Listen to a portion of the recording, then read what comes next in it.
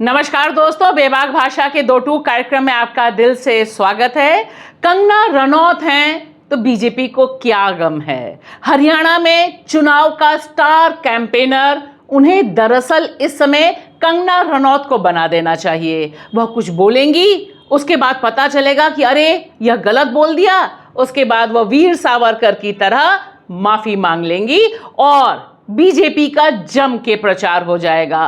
बिल्कुल सही दिशा में जा रहा है हरियाणा चुनाव, बीजेपी के फेवर में।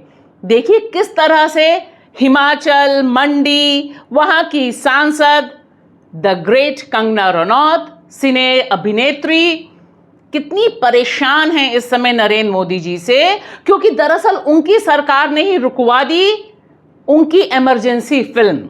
उन्होंने सोचा चलो बेटा मैं अभी हिसाब किताब कर लेती हूं इन बीजेपी वालों से। हरियाणा चुनाव जोरों पर, और ठीक उसी बीच उन्होंने देखिए यह जो उद्गार व्यक्त किया कि अब दरअसल देश के किसानों को खुद विनती करनी चाहिए द ग्रेट प्रधानमंत्री नरेंद्र मोदी जी से कि वे 3 महान कृषि कानूनों को वापस ले आएं। और उसके बाद जो खलबली मची वह तो सबके सामने है। रायता इतना फैल गया कि बीजेपी से समेटते नहीं समेट रहा है। बहुत दिलचस्प सीन हो गया है हरियाणा में। और मैं यहां लगे हाथ हरियाणा का जो प्रभार संभाले हुए हैं मोदी शाह की टीम, उनसे कहूंगी अब आप 2 लोगों पे भरोसा कीजिए। एक, पूरे हरियाणा में बस 90 ही सीटें हैं, हर जगह चक्कर अगर कंगना रनौत लगा दें, और दूसरा जो कसर बच गई हो उसे आपके जो पूर्व सांसद हैं बृजभूषण शरण सिंह, उन दोनों को आप हरियाणा में उतार दीजिए और फिर देखिए क्या दंगल होता है। और जिन लोगों ने अभी तक कंगना रनौत का पहला बयान नहीं सुना, उन्हें बिल्कुल सुनना चाहिए और बीजेपी के इस लॉजिक में जाना नहीं चाहिए कि कंगना रनौत सांसद हैं, यह विचार उनके निजी हैं। बेचारी इकलौती कंगना रनौत ही है जिनको 2024 का लोकसभा चुनाव जितवाने के बाद मोदी और शाह की टीम अभी तक ट्रेन नहीं कर पाई है, बता नहीं पाई है क्या बोलना है और कहां चुप रहना है। नड्डा जी उनको बुला भी चुके हैं, डांट भी चुके हैं, लेकिन दिल है कि कंगना का दिल बेचारा मानता नहीं है। किसानों के जो लॉज हैं वो मुझे लगता है जो रिपीट हो गए हैं वो फिर से लगने चाहिए। हो सकता है कंट्रोवर्शियल हो जाए, लेकिन मुझे लगता है किसानों के हितकारी लॉज वापस आने चाहिए और किसानों को खुद इसकी डिमांड करनी चाहिए, और ताकि हमारे किसान भी जैसे बाकी जगहों पे समृद्धि हो रही है, हमारे किसान की समृद्धि में कोई ब्रेक ना लगे। और देखिए हरियाणा और पंजाब, जहां से 700 से अधिक किसानों ने अपनी जान गंवाई, जो आंदोलन उन्होंने चलाया और मोदी सरकार को घुटने पर झुकाया, 3 कृषि कानून मोदी सरकार को वापस लेने पड़े, वह आज की तारीख में हरियाणा और पंजाब और देश भर के किसानों के लिए एक सुलगता हुआ मुद्दा कंगना रनौत ने उछाल दिया है।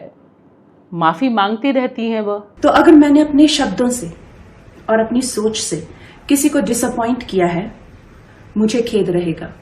आई टेक माई वर्ड्स बैक। मुझे ये बात भी ध्यान रखनी होगी कि मैं अब एक कलाकार नहीं, भारतीय जनता पार्टी की कार्यकर्ता हूं, और मेरे ओपिनियंस अपने नहीं होने चाहिए, वो पार्टी का स्टैंड होना चाहिए। तो अगर मैंने अपने शब्दों से और अपनी सोच से किसी को डिसअपॉइंट किया है, मुझे खेद रहेगा। I take my words back.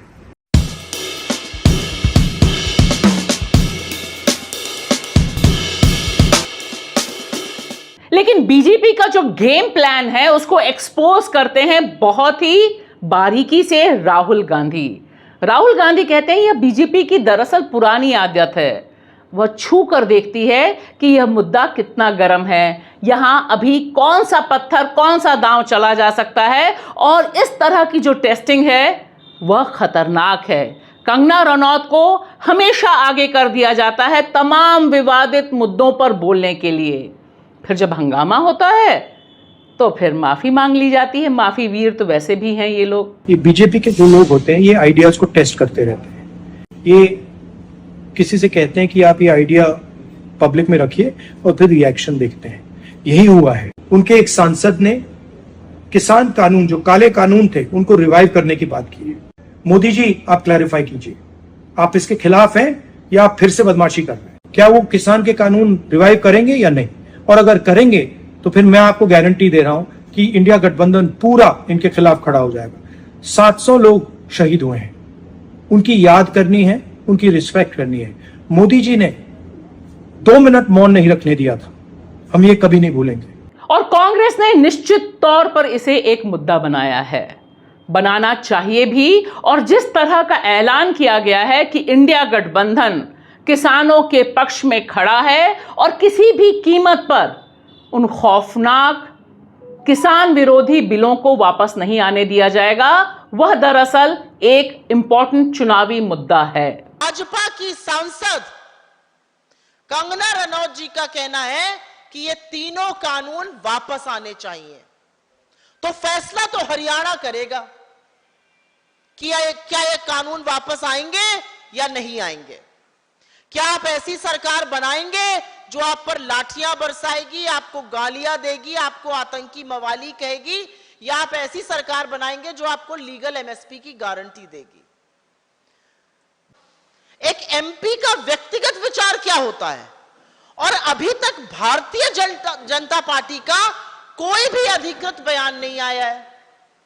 जब हम बीजेपी की चुप्पी देख रहे हैं, जब हम ये देख रहे हैं कि इसका अधिकृत तौर पर इसको गलत भी नहीं कहा जा रहा है, तो हम क्यों ना माने कि यह पार्टी का स्टैंड है।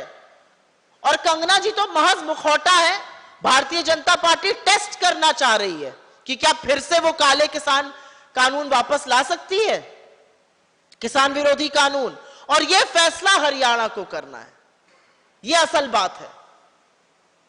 और इस फैसले का जवाब या तो नरेंद्र मोदी आज सोनीपत में दे या नड्डा जी दे, जो भी है, यह फैसला हरियाणा करके रहेगा। और देखिए, बेचारी बीजेपी बार बार बोल रही है, फिर बोल रहे हैं उनके प्रवक्ता। से कहना चाहता हूं, ये बयान कंगना रनौत जी का व्यक्तिगत बयान है एवं भारतीय जनता पार्टी की तरफ से ना कंगना रनौत जी ऐसा कोई बयान देने के लिए अधिकृत हैं और ना ही उनका बयान, जो पार्टी की सोच है 3 कृषि कानूनों को लेकर, उसको दर्शाता है।